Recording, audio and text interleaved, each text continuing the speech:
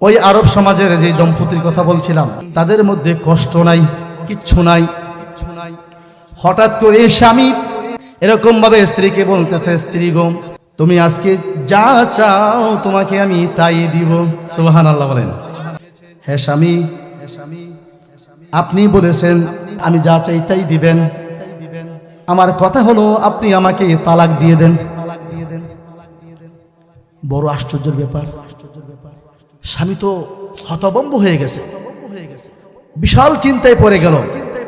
স্বামী কোনোদিন কল্পনা করতে পারে না আমার স্ত্রী আমাকে এই ধরনের কথা বলবে।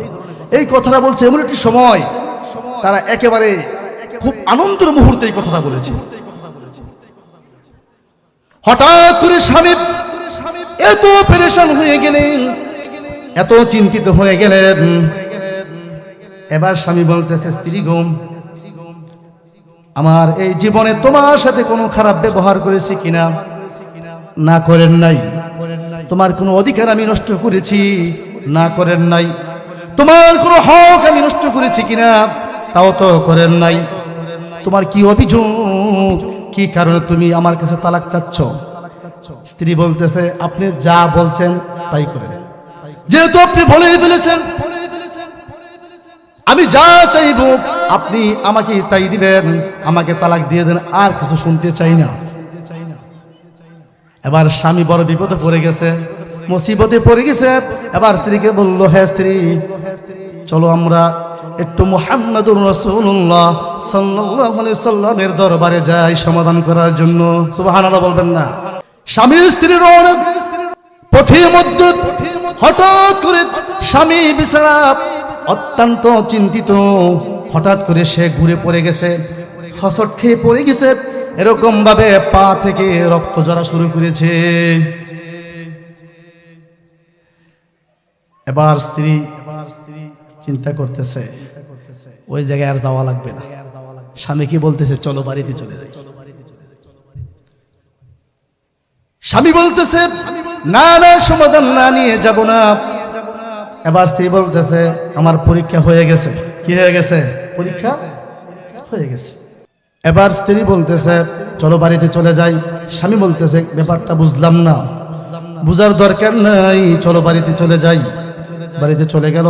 চলে যাওয়ার পরে স্ত্রী বলতেছে, স্বামী গো, আপনি তো বলেছেন যদি সংসারের মধ্যে অশান্তি না আসে, যদি বিপদ মুসিবত না আসে, আপনি তো রাসূলের কাছ থেকে শুনে এই কথা বলেছেন, তাহলে পরিপূর্ণ ঈমানদার হতে পারে না মানুষ। আমি চিন্তা করতেছি, যখন আপনি এই কথা বলেছেন রাসূলুল্লাহ সাল্লাল্লাহু আলাইহি ওয়াসাল্লামের কাছ থেকে শুনি না, তারপর থেকে আপনার সংসারে এসে কোনোদিন আমি কোনো অশান্তি, কোনো দুঃখ দুর্দশা পাই নাই বিদায় আমি চিন্তা করলাম আমার স্বামী মনে হয় প্রকৃত ঈমানদার না, প্রকৃত মুমিন না। এই চিন্তা করে আমি কইতাছি যে এই ঈমান খাটো ওরা লোক, ওর সংসার করে আমার কোনো লাভ নাই। কথা বুঝতে পারছেন?